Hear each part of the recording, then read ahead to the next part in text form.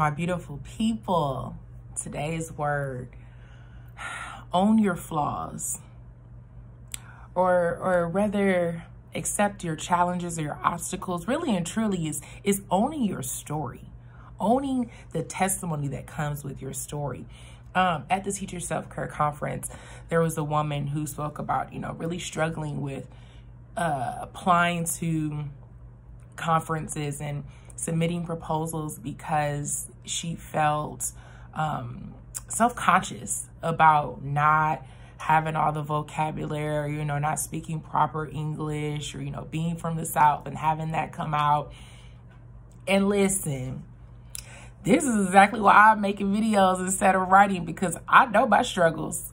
I know where my flaws are. I know where I can be an asset, and I know where that might not be it for me. But at the same time, the things that I struggle with, the things that make me who I am, that make me flawed in his image, are the things that make me so unique to the spaces that I sit in. I sit in my spaces as a Black woman, as a woman from Detroit, in math education, which we know is dominated by white people. As a Black woman, a young Black woman in this space where I have my long nails, which is a little short for me right now, and my big hoop earrings and my colored locks, I look so different. I look so different and I feel so different, and that makes me feel good. That makes me feel so good. Once I learn to accept that my differences in the spaces that I frequent in, they make me such an asset because I've taken them and I've owned them. And that's just in one instance. I have other things that go on with me that it's a whole struggle. I was just telling somebody the other day, I struggle with sweating. Always have. I used to be teased for it in middle school.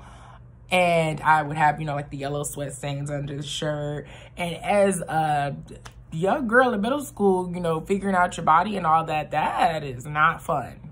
It's not fun at all.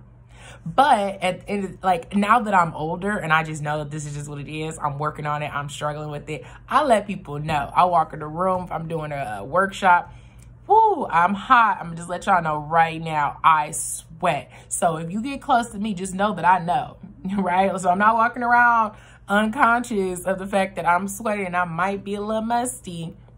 But I've taken those things that make me flawed, that make me human, that make me who I am, and said, I'm going to just put it out there. I'm going to own it. I'm going to step into it. I'm not going to back away from it. I'm going to step into my flaws. That's not to say that you just say, oh, wow, like I can't do this, I can't do that. It is what it is.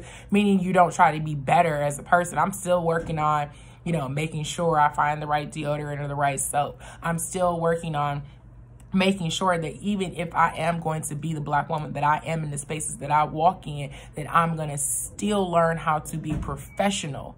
I'm still going to work on how can I walk into these spaces and they say, oh, okay, that's Lila. She's going to bring X, Y, and Z to the table, but it's still going to be professional. It's still going to make you go, okay, she's done her research. Okay, she knows what she's talking about. Okay, but she also knows that she doesn't know everything, right? So when we find ourselves backing out of our flaws, trying to hide them, trying to run away from them, trying to escape them, we end up in this space where it's affecting our self-esteem. It's affecting our confidence. It's affecting how we interact with people in these spaces where we're constantly trying to hide.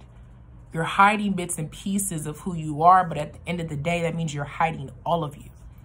If you're not giving us all of you, if you're not letting yourself be seen, if you're not saying this is me, point blank, period, unapologetically, no matter what anybody else may feel, think, or believe, if you can't walk into the space like that 100%, you are hiding yourself. I don't care if you're saying that it's just 1% that somehow we're not getting, that we don't see. That 1% is important. That 1% is vital. That 1% is crucial to who you are. That makes you, you. We can't run from our flaws. We can't run from the things that make us who we are. And part of that means that when we acknowledge those things, we create community. Because we've been sitting around feeling isolated. We've been sitting around feeling not as confident as we should. And the reality is that there's 5 other people in the room who feel like you. So instead of sitting back and hiding and saying, oh no, let me try and put my hood on and my shades, you know, metaphorically, that we acknowledge it and somebody else goes, oh dang, me too. Like, oh man, I feel that way too. We have to step into our flaws.